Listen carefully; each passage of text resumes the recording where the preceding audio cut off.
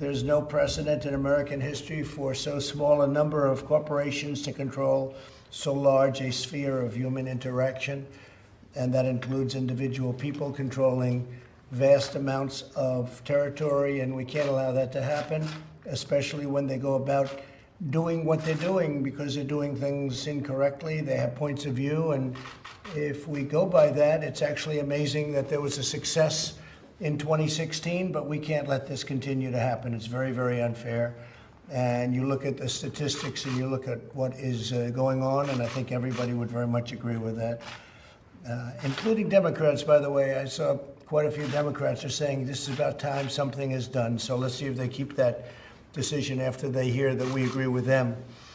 The choices that Twitter makes when it chooses to suppress, edit, blacklist, shadow, ban are editorial decisions, pure and simple. They're editorial decisions.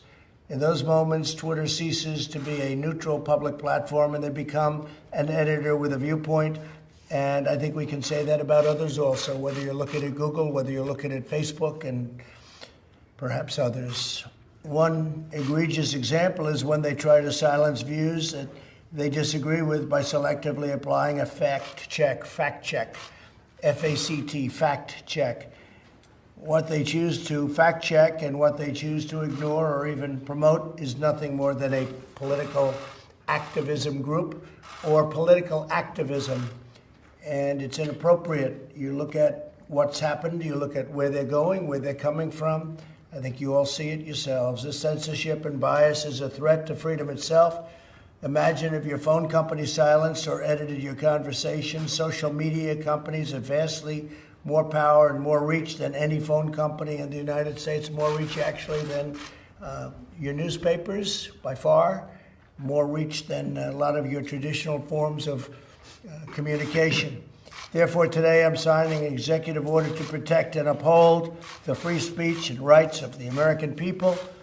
Currently, social media giants like Twitter receive an unprecedented liability shield based on the theory that they're a neutral platform, which they are not an editor with a viewpoint. My executive order calls for new regulations under Section 230 of the Communications Decency Act to make it that social media companies that engage in censoring or any political conduct will not be able to keep their liability shield. That's a big deal. They have a shield. They can do what they want. They have a shield. They're not going to have that shield.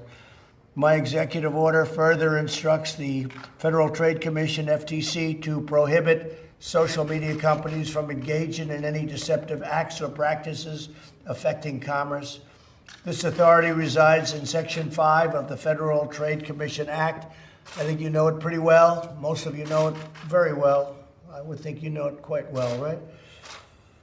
Additionally, I'm directing the Attorney General to work cooperatively with the states. He's going to be working very much and very closely in cooperation with the states to enforce their own laws against such deceptive business practices. The states have broad and powerful authority to regulate in this arena, and they'll be doing it also, and we encourage them to do it if they see exactly as we've been seeing.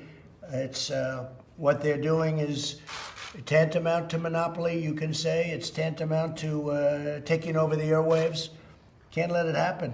Otherwise, we're not going to have a democracy. We're not going to have anything to do with a republic.